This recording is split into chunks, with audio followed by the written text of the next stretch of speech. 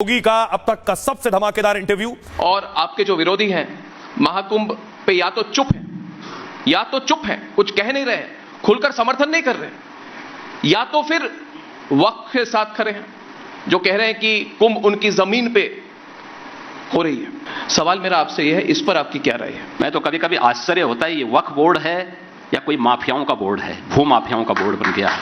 अरे याद रखना, एक एक इंच लैंड लेंगे एक और हमने उत्तर प्रदेश वक्फ अधिनियम में संशोधन किया है।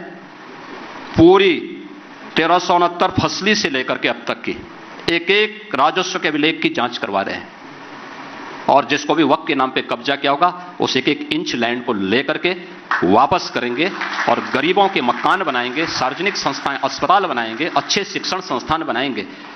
और कुंभ में दावेदारी करने वाले लोग जी अपनी गनीमत देखो, अपनी खाल बचा लें तो गनीमत होगी उनके लिए। वो कहते हैं सवाल मेरा है, वो कहते हैं कि ये हमारी धार्मिक अधिकार, हमारी धार्मिक अधिकार हमसे कैसे खींची जा सकती? जब इनका बीज नहीं फूटा था, हमारी कुंभ की परंपरा उससे पहले से। सवाल बहुत लोगों के मन में, योगी जी सिर्फ मेरे मन में नहीं है, क्योंकि संभल में जो हुआ विधानसभा चुनाव, जो उपचुनाव हुए थे उसके एक दिन बाद हुआ। और सवाल मेरा यह है कि जो संभल में हुआ वो न्यायिक व्यवस्था को रोकने की कोशिश थी या फिर योगी आदित्यनाथ को रोकने की कोशिश थी? वहां पर सर्वे का आदेश भी संभल में माननीय न्यायालय ने दिया। बिल्कुल, केवल सर्वे होना था, बिल्कुल, कोई भी अन्य नहीं। और ऐसा नहीं कि 19 को सर्वे हुआ, 21 को सर्वे हुआ, 24 को सर्वे होने जा रहा था। 24 को जिस तरीके से वहां पर फिर शरारत की गई, जिस तरीके से माहौल खराब किया गया 24 नवंबर को, ये सबके सामने आया। संभल का इस्लामीकरण हुआ, कैसे वहां पर पूरी तरह एक एक चिन्ह नष्ट किए गए, हिंदू विरासत से, सनातन धर्म की विरासत से जुड़े हुए स्थलों को कैसे नष्ट किया गया, तालाबंद कर दिया गया, कुएं पाट दिए गए, बावड़ियां पाट करके घर बना दिए गए, सब कुछ कर दिया, कंक्रीट लगा दी गई। और लगातार वहां दंगे होते थे, कोई सरकारें नहीं बोलती थी। 1947 से लेकर के 2017 के पहले तक 209 हिंदुओं की हत्या हुई। 1976 में 8 हिंदू निर्मम रूप से मारे गए और 1978 में 184 हिंदुओं की सामूहिक हत्या हुई। एक भी दरिंदे के खिलाफ कार्रवाई नहीं हुई, एक के खिलाफ भी कार्रवाई नहीं हुई। और उसके बाद भी लोग शांति के पैगाम लेकर के घूमते हैं, यानी गरीबों के घर उजाड़ोगे, हिंदू बेटी और हिंदू बहनों की सुरक्षा में सेंध लगाओगे, इस चेहरे को उजागर किया जाना चाहिए। इनका कहना है कि वे पुराने विवाद है, फिर कहते हैं प्लेसेस ऑफ वर्शिप एक्ट है, तो कह रहे पुराने विवादों पर को बंद करके रखो, उनको फिर से कुरेदने की जरूरत नहीं है। तो उनको आप क्या कहेंगे योगी जी? देखिए, पुराना जख्म का उपचार होना बहुत आवश्यक है, नहीं तो कैंसर हो जाता है। उसका समाधान होना बहुत आवश्यक है, क्योंकि ये उपचार की प्रक्रिया के साथ, अन्यथा कितनी भी कीमोथेरेपी और रेडियोथेरेपी आप देते रहेंगे, उसका समाधान नहीं होने वाला है। सर्जरी एक बार होगी और उस सर्जरी के लिए हमें तैयार रहना होगा। सर्जरी थोड़ा कितना भी बड़ा क्यों ना हो, अगर एक बार कायदे से सर्जरी हो जाएगी तो नए सिरे से फिर वह आगे बढ़ेगा। और मुझे लगता है कि इस प्रकार के विवादों का समाधान का रास्ता हमें आगे बढ़ाना। अब तक रामलल्ला के दर्शन नहीं कर गए, अभी तक देखिए हमारे नेता हैं जो रामलल्ला के दर्शन करने नहीं गए, ये क्यों नहीं गए? और क्या वो लोग अब कुंभ की सिग्निफिकेंस को समझ पाएंगे? देखिए, हमारे यहां बाध्यकारी नहीं है, यही तो हमारी महानता है। हम बाध्य नहीं करते कि आप दर्शन करें ना करें, आपकी मर्जी है। भाई जो जाएगा पुण्य का भागीदार बनेगा, जो नहीं जाएगा अपने कर्मों की सजा भुगतेगा। जाने दो सबको, उनकी मर्जी पर छोड़ देना चाहिए। और मुझे लगता है इतनी स्वतंत्रता सनातन धर्म ही दे सकता है, दुनिया के अंदर कोई मत और मजहब नहीं दे सकता। मगर वो अब तक रामलल्ला के दर्शन करने क्यों नहीं गए? क्योंकि नैतिक रूप से इतना साहसी नहीं है। नैतिक रूप से साहस नहीं है, एकदम नहीं है।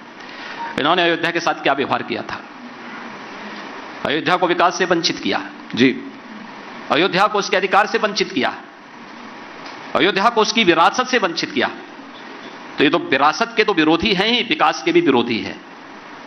जिन्होंने अयोध्या के वासियों के साथ सौतेला व्यवहार किया है, उनको नैतिक रूप से अयोध्या जाने का कोई अधिकार नहीं। जो नैतिक रूप से परिपक्व होगा वही अयोध्या जा पाएगा। योगी जी, सीधा सवाल है कि क्या महाकुंभ, इस बार का महाकुंभ राष्ट्रवाद के साथ हिंदू एकता और सनातन को शिखर पे ले जाने का एक बहुत बड़ा अवसर है? देखिए, सनातन तो हमेशा शिखर पर ही रहा है, इसलिए सनातन है। याद रखना, मैंने एक बार कहा था कि बटेंगे तो कटेंगे जी। ऐसे ही नहीं कहा था, इतिहास इस बात का गवाह है। एक हैं तो सेफ हैं। प्रधानमंत्री जी ने भी बार बार इस बारे में कहा, अगर एक हैं तो सेफ है। 2017 के पहले यही उत्तर प्रदेश था जहां पे प्लान होता था, कैराना से, कांधला से, संभल से, और आज फिर से प्लान अपराधी और माफिया कर रहे हैं, वे देशद्रोही तत्व कर रहे हैं। आज यहां का नागरिक पलायन नहीं करता है। दुनिया वालों, अगर आपको तुम्हें देखना है तो आओ कुंभ में देखो, कहां जातिवाद है, कहां क्षेत्रवाद है, कहां मत और मजहब का भेदभाव है। केवल और केवल विदेशी जूठन खाने वाले लोग हमें बदनाम करने का काम करते हैं। और याद रखना, जब तक हम लोग इन लोगों के बहकावे में आते रहेंगे, तब तक राष्ट्रीय एकता को ऐसी चोट पहुंचती रहेगी जो अतीत में पहुंची है। योगी जी, देखिए, आपने बटेंगे और कटेंगे की बात कही और आपने कहा बटेंगे तो कटेंगे और एक रहेंगे तो नेक रहेंगे, और लोग इसी बात के लिए आपको बहुत पसंद करते हैं, आपको सपोर्ट करते हैं, क्योंकि आप डायरेक्टली बात करते हैं, आपको इधर उधर की बात नहीं करते। अब अखिलेश जी कहते हैं कि ये लैब में तैयार किया गया एक नारा है।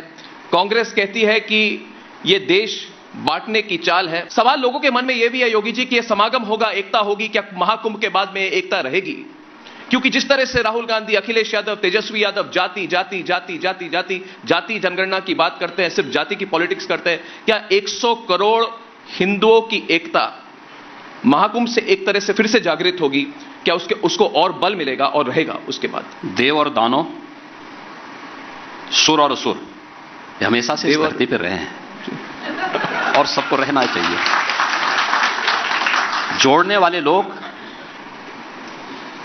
ये मानव परंपरा में हैं, तोड़ने वाले लोग दानव परंपरा को मानने वाले लोग हैं, उनके अनुयायी हैं।